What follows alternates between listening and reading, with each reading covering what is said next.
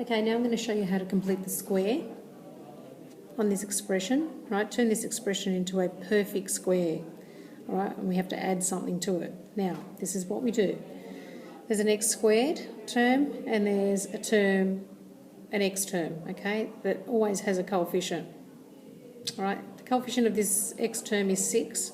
What we do is we take half of 6, which is 3, and we square it and add it on.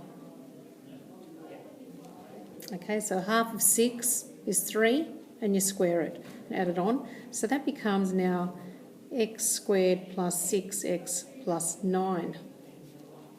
All right, so if you have a look at this, you can clearly see that that is a perfect square because the square root of 9 is 3, and when you double it, you should get this here to be 6x, which it is.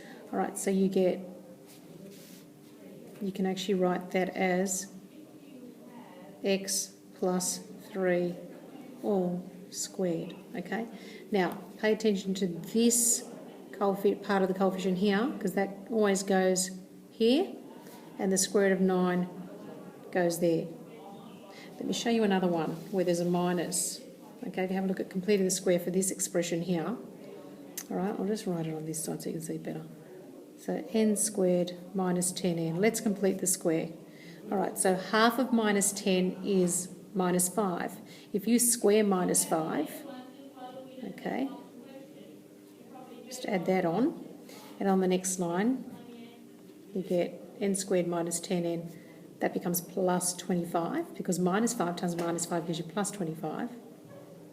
All right, and that means you completed the square. So in parentheses, you're going to have n minus, okay, minus from there, square root of 25 is 5,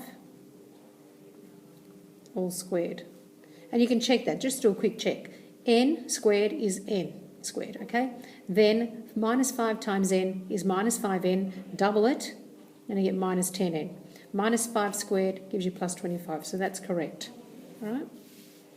I'll show you another one. You've got x squared plus 12x this time. Just write it on this side. Okay, half of 12 is 6. Square the 6 and you get 36, which you add on. Okay, and then you simply write x plus square root of 36 is 6, and you square that. Okay, so you made this expression a perfect square. Okay, last one. Last example to show you is y squared minus 2y. A half of minus 2 is minus 1, but when you square minus 1, you get plus 1. Okay, and then that simply equals bracket, square root of y squared is y. Put the minus in that you see there, and then the square root of 1 is 1, and you square that.